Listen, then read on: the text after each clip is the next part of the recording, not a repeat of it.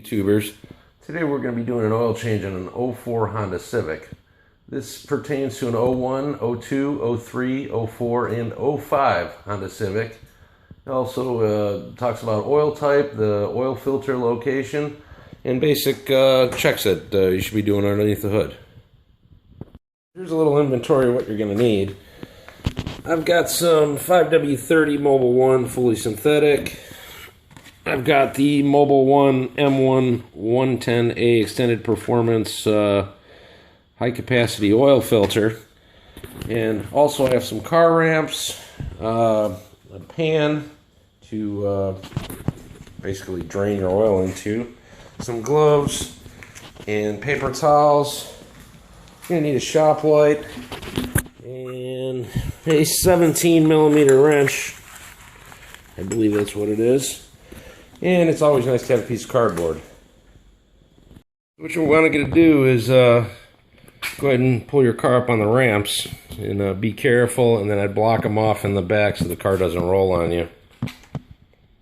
In order to open the hood, down by the driver's side floor on the left hand side here, I don't know if you can see this, but there's a lever to open up the hood. So now that the hood has been popped open, there's a latch in the center here. You're going to push up, and then the hood will lift up like so. You lift up the hood, and you're going to take the bar and pull the hood open.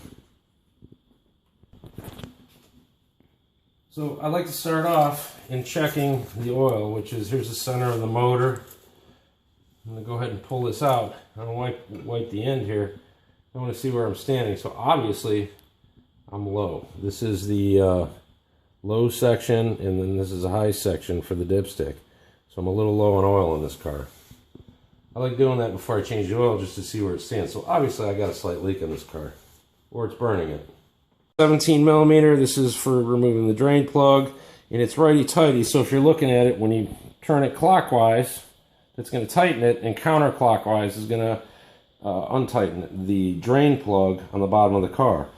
Also, you're going to want your pan, you're going to slide it underneath there and line it up.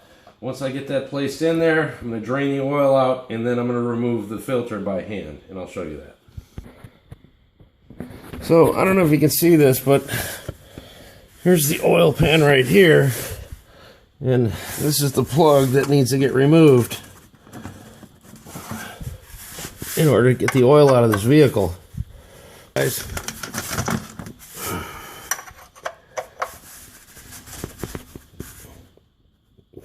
hard to do it with two hands, one hand.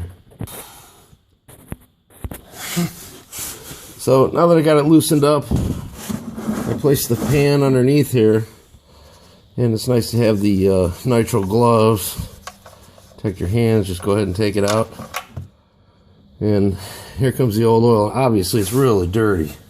You can see it's deep dark black. So we're going to give this about 5 minutes or so and let it drain out. So now that all the oil's out of it, I went ahead and put the plug back in. I'm going to just make sure it's nice and tight. And then I'm going to go ahead and wipe down this area a little bit. Now that's just the oil. So as we come around here, you can see our oil filter is right here behind the motor. We're going to go ahead and turn that counterclockwise. And obviously I had a shop work on this the last time. So I put these garbage filters in. And they don't use synthetic. But we go ahead and loosen it up, and as you can see the oil's dripping down now. I got it going right into the pan.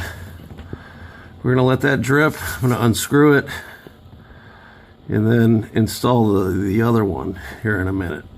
So now that I got a new filter, the Mobil 1 here, I'm going to go ahead and wet this down with a little bit of oil. And all you have to do is put a little on your finger and then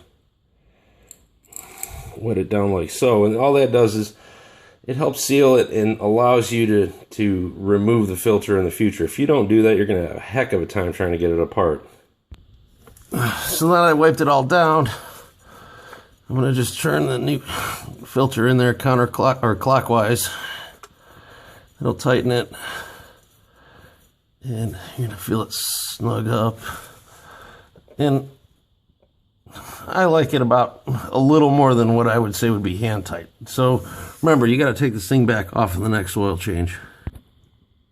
So now that the drain plug is tight and we got the new oil filter on there, you know, Honda recommends 520. I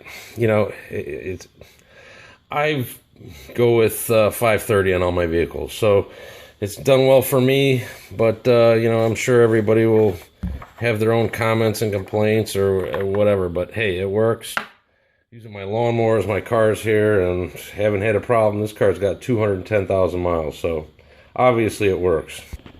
So I've created my own makeshift funnel here, and all I'm going to do is I'm going to add probably about 3.5 to 3.75 quarts, and then check it on the dipstick. So I'm going to go ahead and add it now. So I had actually about 3 quarts. As you can see, it's the top line here is the full line on the dipstick. So now that I got to that top line, I'm going to go ahead and start the car up and take it down off the ramps, and then allow the oil to go through on the filter, and then it'll settle out, and I'm going to add probably a little bit more oil. Now that I got it off the jacks, I'm going to go ahead and check the oil, and obviously it's going to be a little low. I didn't fill to the top. I like to get it right on. And we're going to go ahead and take this, wipe it down,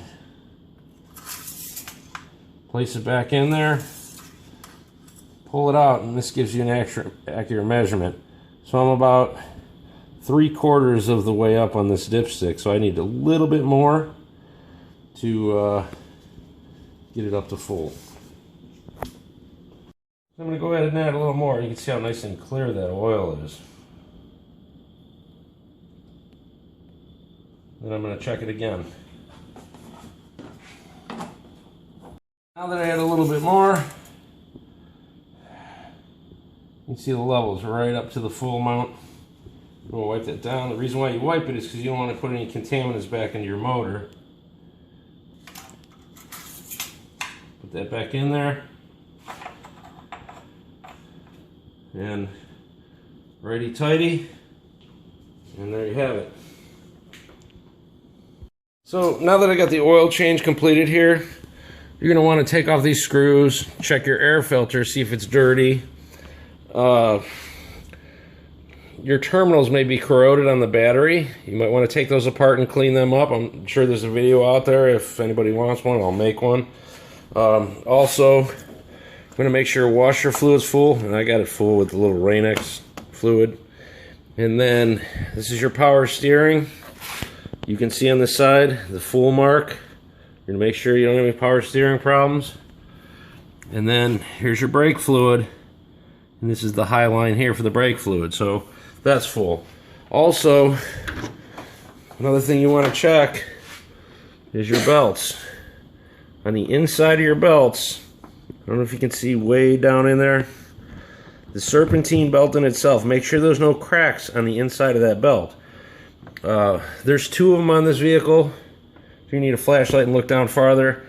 But if there's cracks, you're going to want to replace it. It's better to do that than be stranded. So they're not that expensive, and there's videos online for it. Or if not, take it to your shop. But appreciate you guys watching this. And if you like this, please subscribe and give a thumbs up. Thank you very much. So for one last tip, you're going to see that this maintenance light is going to continue blinking and blinking and blinking. There's going to be a reset video, and I'm going to put it right in a box right about here.